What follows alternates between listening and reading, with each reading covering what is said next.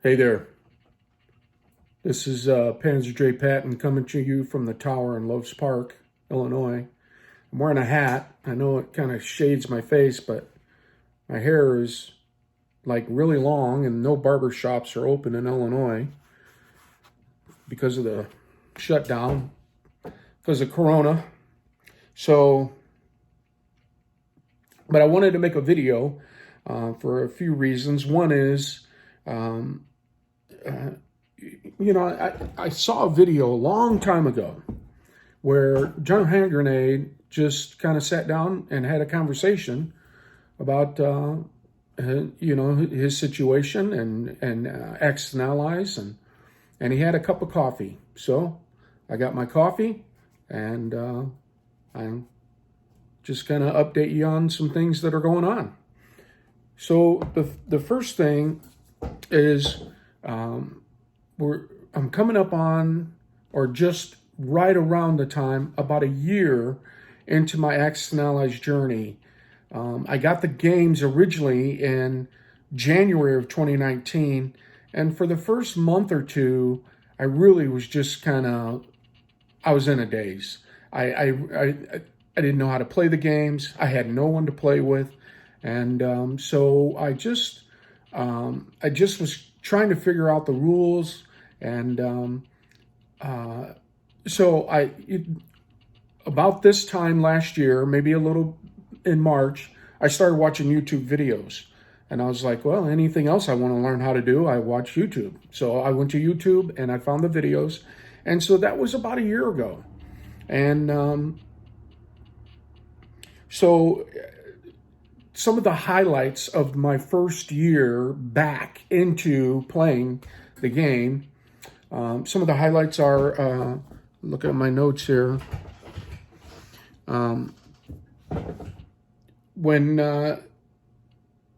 So then I started seeing some of these videos about tables and the custom maps and all those types of things. And I thought, well, I don't have a lot of a disposable income, but I thought, if I really pinch my pennies and kind of conserve and save a little bit each month, then maybe every now and then I can purchase some of these customizations that I had seen on YouTube. And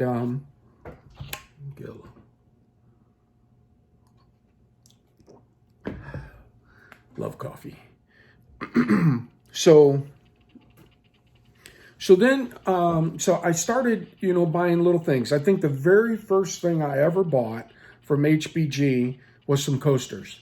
I bought some coasters, and he didn't have the full set, and so I just bought whatever he had available at the time, and I really thought they were cool. I'd seen from way back in the days of Classic, I'd seen the roundels before, but I'd never seen anything like that. So that was really cool. I really, really, really liked the coasters.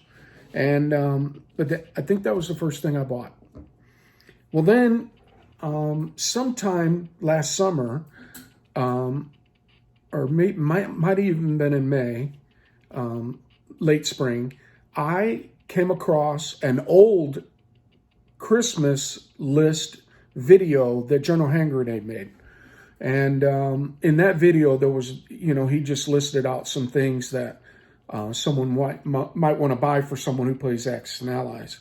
And so he put links to everything. And so I went to HBG and just kind of made my little wish list and started buying stuff, And so one of the very first, I would say, major purchases I made was Grasshopper's Battle Dice.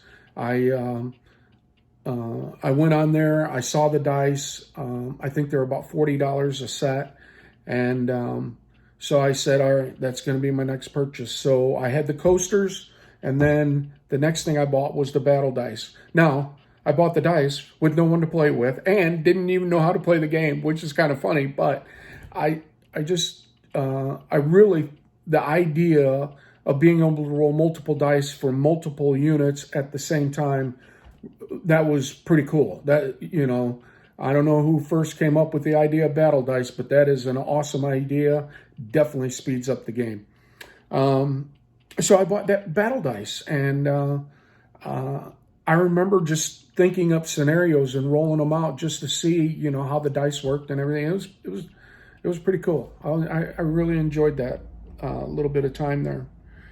So anyway, General Hand Grenade made this Christmas list, and over the months, over the summer and then into the fall, I started just kind of acquiring some of that stuff. I would say the next major purchase I made was the I Will Never Grow Up IPC chips.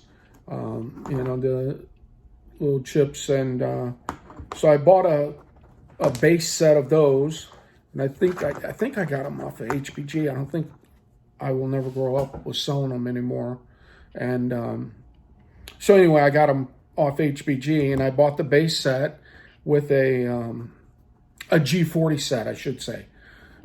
He sells a set that's made just for G40. Excuse me. I'm going to pause this a second. Okay, so I'm back. I had to cough there for a minute. So anyway, I bought the G40 set, and I don't remember how many comes in it, and so I bought a little plastic chip tray. I wanted to buy a wooden one like G.I. Joe had, but I paid for it, and the guy, I got a receipt from him, and I was just kind of waiting. Well, about 6 or 7 weeks went by, and I still didn't have it. So I sent him an email, and I said, hey, I paid for this chip tray, but I haven't received it. And the poor guy, I felt so bad for him. He was like, oh, he said, you must have been one who slipped through the cracks. He said, my garage burned down with all my tools and everything I had in it. And I felt terrible for the guy. And he said, hey, let me refund the money. And he refunded the money, but I haven't been able to find one I'm happy with still. So I'm still looking for a wooden chip tray. If anybody's got any ideas that will hold these poker chips, if you will, shoot me an idea on where I can get it. Excuse me. So then after, so I got the poker chips, the G40 set from HBG. That was probably my next major purchase. And then I kind of got focused on my map. Now, I didn't have a table to speak of. I had one of those lifetime tables, and it had a bunch of stuff stacked on it, so it kind of had a bow in it. And it wasn't the ideal situation, but it allowed me to lay out a map. Well, the next thing that happened, Matt Todd, out of the graciousness of his heart, sent me a map, and that's, so now I've got this place to roll out this map, set the game up, and just kind of think, man, this is awesome. I mean, that's what I remember thinking. This is awesome. And so I was playing, actually, I was looking for someone to play with. I was going to game stores and, everywhere to look for someone to play the game with. I didn't care if we played Classic, Anniversary. I didn't care. Now, if it was going to be G40 or Anniversary, I was going to, there was going to be a learning curve. But I was just looking to play the game again. And my wife was at the bank, and she ran into some friends of ours. And I don't want to say their names. I would feel odd about that. But she ran into some friends of ours, acquaintances more than anything, just acquaintances from church. And my wife said, she said, Rodney, don't you play Axis and Allies? I think I remember you playing with my brother years ago. And I think I mentioned that in my very first video. And excuse me. So anyway, my wife was in the bank and ran into some acquaintances of ours, and she mentioned to them that I was looking for someone to play Axis and Allies with. And she knew that her brother had played with him. I think I had mentioned that to her. And I had thought about calling him, but I didn't know him very well. And I don't know, I just felt a little odd about it, so anyway, my wife mentioned it, didn't think twice about it. And so my buddy reaches out to me. He says, "Hey, you want to play?" And I'm like, "Yeah." So I go to his house. We play Classic. I took my battle dice and I said, "Hey, I got these dice. Tell me what you think." And he loved them, of course. And so we played about 3 or 4 games. And I wanted to get into G40. That's what I wanted to do. At the time, I hadn't heard of BBR or anything like that. And so I was just focused on G40. I wanted to play the global game with the big map. And so I mentioned it to him, and he kind of balked at it a little bit. And so I thought, how am I going to convince him to play this? Well, he went on vacation for a week, went to visit his son. And while he was gone, I set up, at the time, the only map I had was the board map, and put some, binding clips on it and put it together. And I set the game up, the full G40 game. I don't think I did I didn't know about the infantry up in Russia and Egypt and all that. I didn't know about that. So I just kind of set it up anyway. And then I took pictures of it and I sent it to Rodney. And he said, "I don't know what that is, but we got to play that game." So when he got back, not long after that, I got the map from Matt Todd, and me and my buddy started playing. Now, he and I, neither one of us knew much about anything about G40. Of what I knew was from watching videos on YouTube. So what I said to him is, let's go into this slowly. Let's kind of play the game and kind of help each other.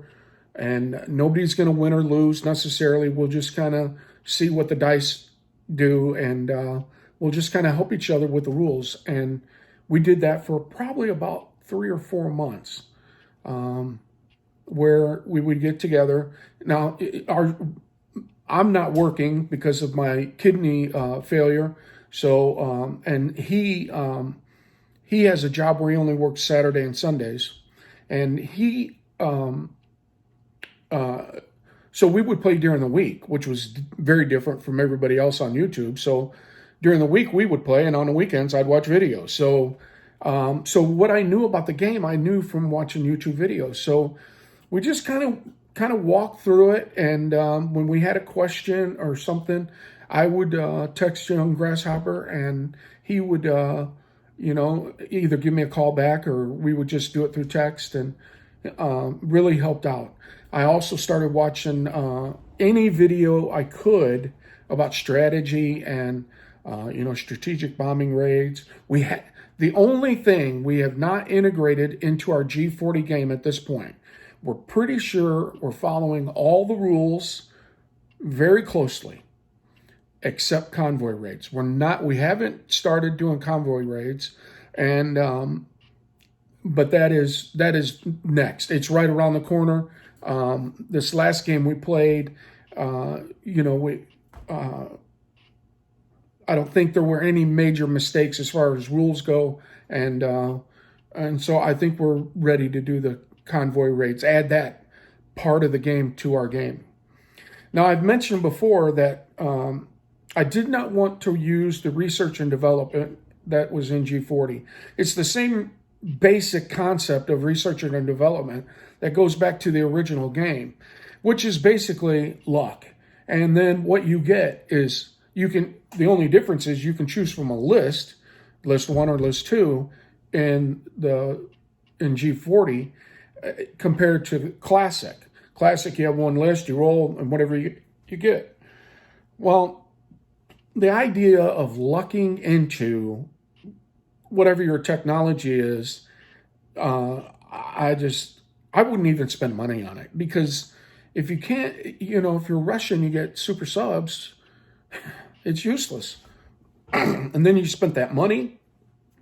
So I had, by this time, we'd been playing for a little while. I said, hey, I want to introduce the Bloodbath rules technology, how they do technology in Bloodbath.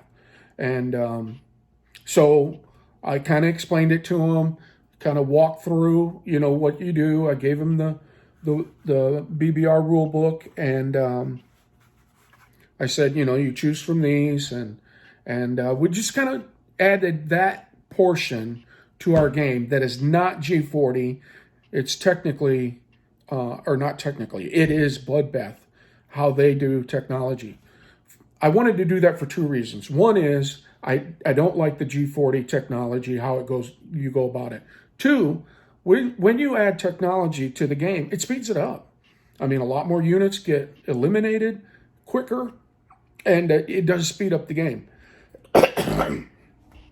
So anyway, I think I've showed this to you before, but I made this little magnetic, oh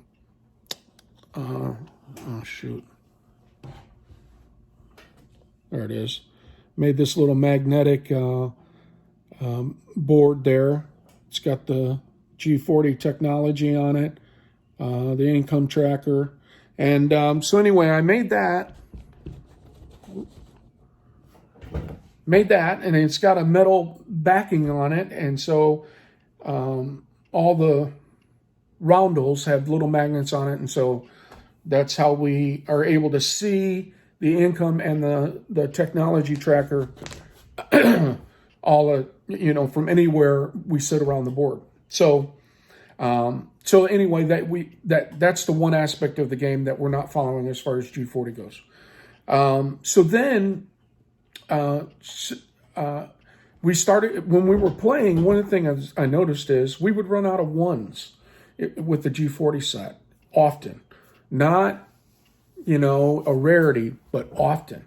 So I wanted to order just ones, and I couldn't.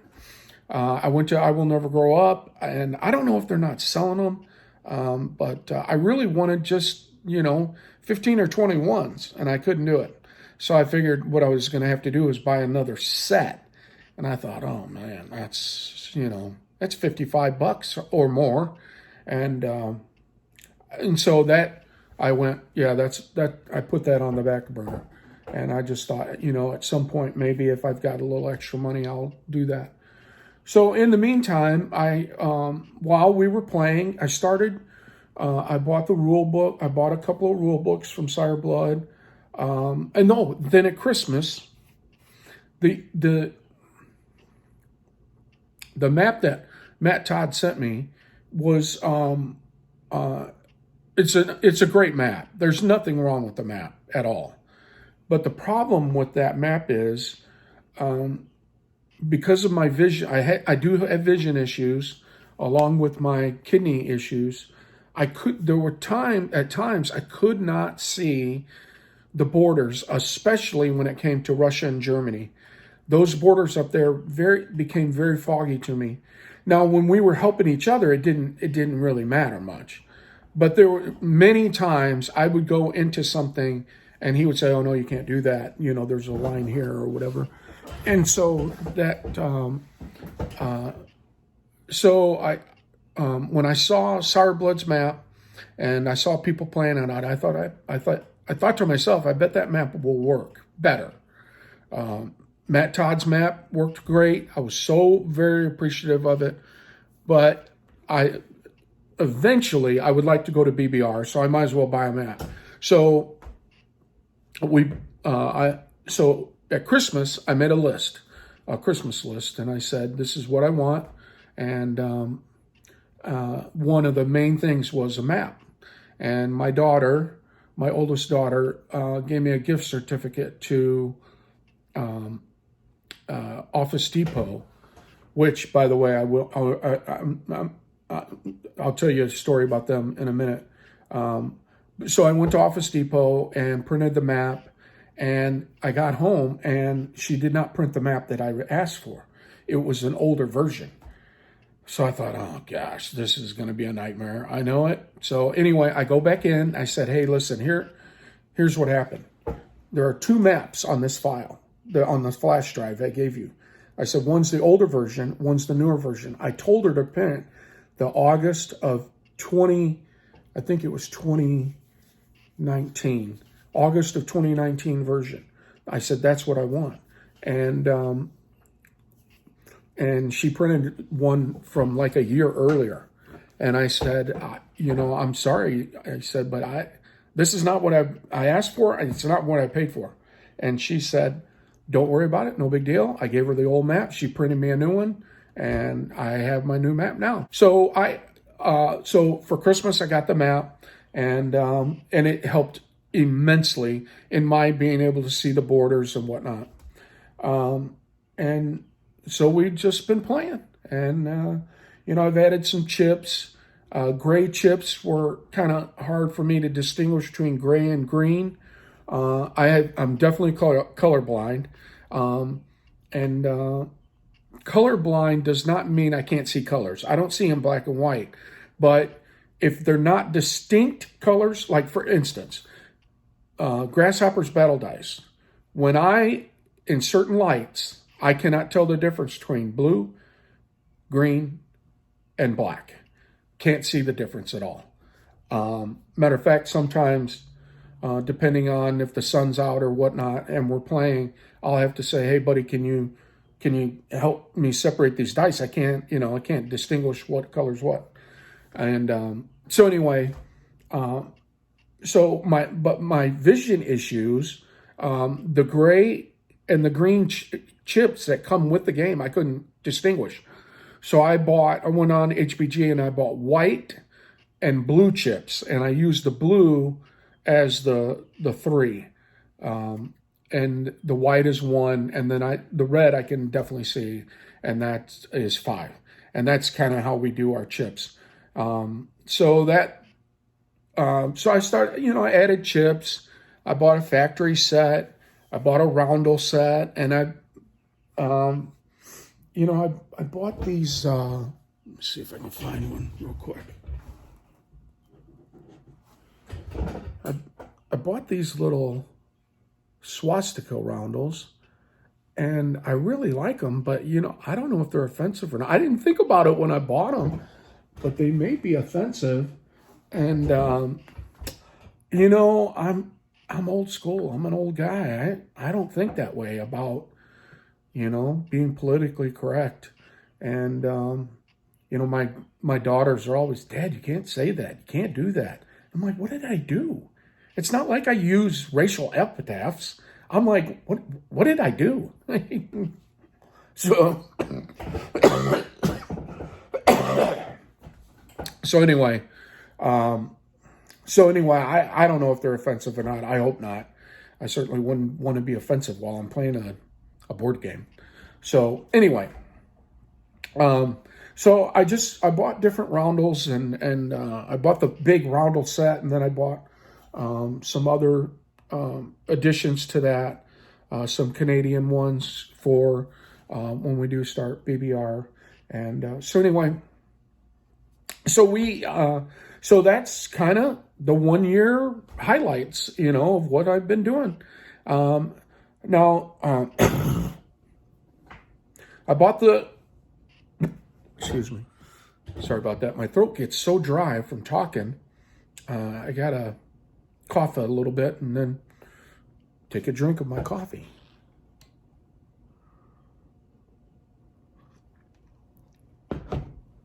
So anyway, I bought both, like I said, I was buying BBR stuff. So I bought both of the card decks. I bought the regular one, and then I bought a jumbo set.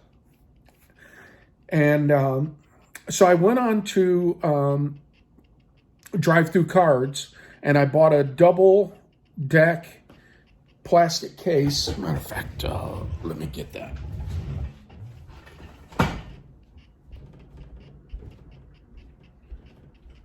Sorry about this, Probably should have paused it.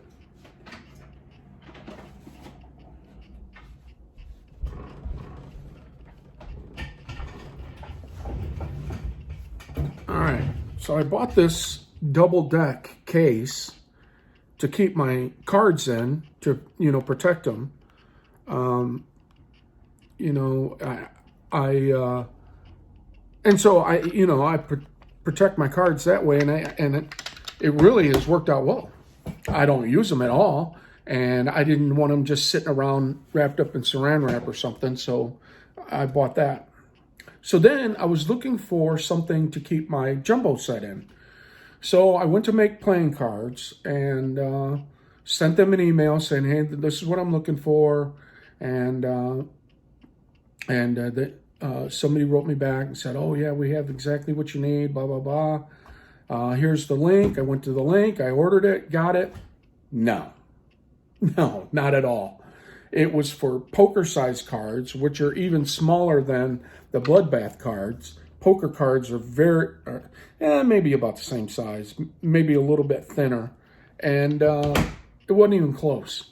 And so I was really disappointed. I'm still in the process of trying to get my money back. But anyway, so I still was looking for something. Well, then I thought about, you know, my wife is very, very, very talented when it comes to crafts. She considers herself a rubber stamper. She takes rubber stamps, presses them on ink pad or something, and then she prints them on, if she's making a greeting card or something like that, she'll print them on cardstock and make the card. Well, I've seen her make these little boxes, so to speak. And so I gave her the cards and I said, I need a box. I said, can you make a box for this? And she said, yeah, I think so. And I said, and I'd really like the Bloodbath logo on there, and she was like, what do you mean the logo? And I said, well, just take one of the cards and make a photocopy it or something and put that on the box and, or print it with, print the cardstock with that logo. So my wife, unbelievably talented. I'm going to show you what she made. I'll be right back. I'm going to set the camera up. So this is what my wife made. This is a jumbo set of cards.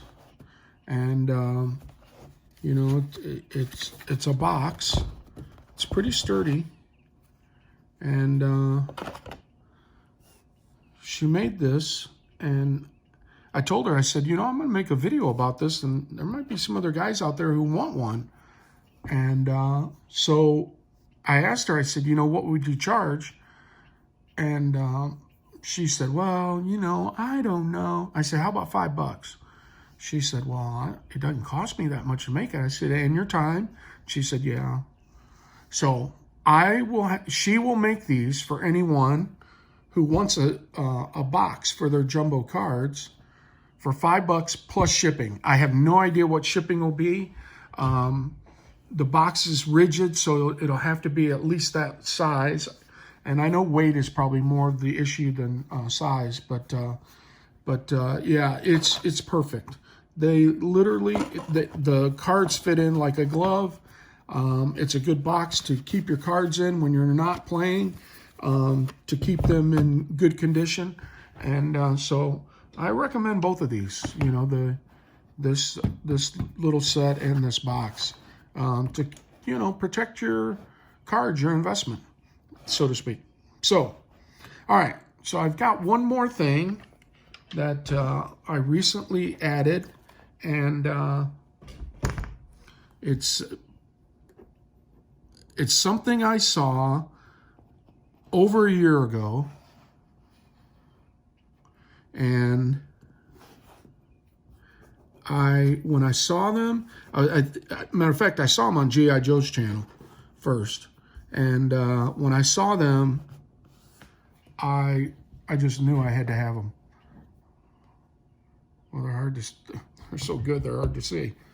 So anyway, It's these flight stands. War-Torn's flight stands.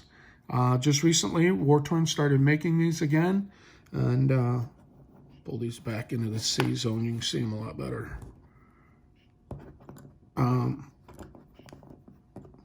War-Torn started making these, and I, you know, ever since I saw him, I thought, man, I'd love to have a set. But he quit making them for a while, and so anyway, I'll kind of scan the board. We've got them set up all over. So let me tilt this back a little bit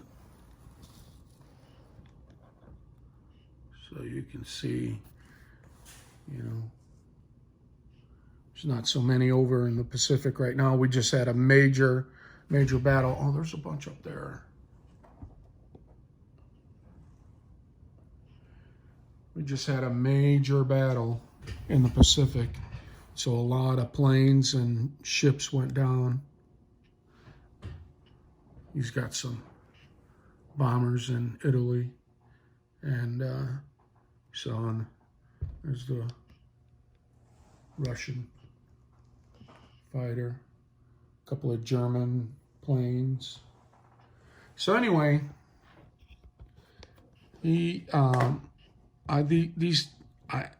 so I had seen these flight stands.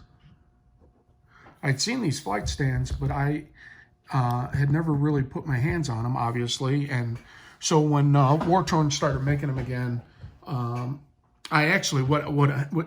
happened was I got in touch with War-Torn and ordered the task force markers, and after I got those, I just mentioned in an email, hey, you ever think you'll be making those flight stands again? And he said, yeah, I'm not sure when, but you know, sometimes after Christmas, I'll probably be making them again. And I said, when you do, let me know, because I definitely want a set. And so when I think G.I. Joe originally mentioned it, that he was making them again, I sent him an email right away, and I said, hey, I want a set. I said, but, you know, it's $200 Canadian, which is about $150 American. I said, you know, I'm going to have to put some money together over a couple of months. And I actually was able to do it in about 6 weeks. And I got the money together and ordered them right away. And anyway, I love them. I absolutely love them. Matter of fact, my buddy originally said, you know what, I don't want to spend that much money on them. He said, I'll just take, because Grasshopper gave me some field marshal stands, and I had already bought a few. I think I'd bought 10 or 20, and then Grasshopper gave me a few, and so we were using those, but we didn't have enough for the game. And he said, you know, I'll just buy more of these field marshal stands, and you know, and I said, you know, you can have the ones I have, and obviously I won't be using them. So anyway, that's what he was going to do. But when he came over and we started putting planes on him, he was like, oh, I got to have a set of these. So we've ordered a set for him. We're just waiting for him to get to us now. So anyway, his board is outside. When I say outside, it's in a garage type setting. And Northern Illinois winters are not conducive to playing in a garage setting. It's a little too cold for me. So we're hoping this spring, when it warms up a little bit, we'll be playing at his place as much as we play here.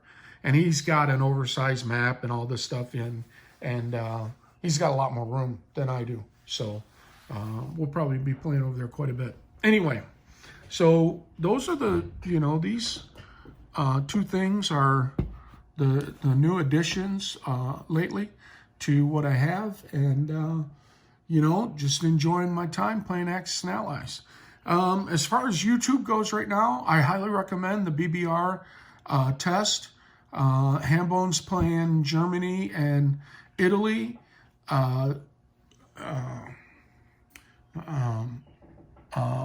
Pagan is playing Japan. G.I. Joe's playing Russia and UK.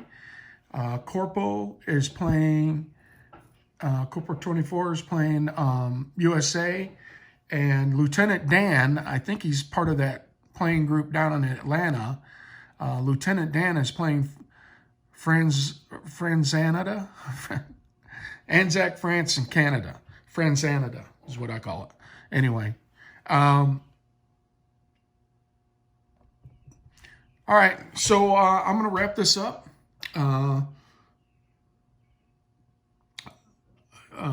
I hope everybody is healthy and doing well. And I'll be making another video here pretty shortly. And but this one's going to be more of a personal nature. It'll be about some of the things going on with me health-wise. And so anyway, just to kind of forewarn you, if you see one about health issues, you'll know what that's about. All right. Listen, everybody stay safe out there. Do all the things you're supposed to do. Wash your hands. Stay inside. If you go outside, just keep your distance. And anyway, God bless everyone. Panzer J. Patton, out.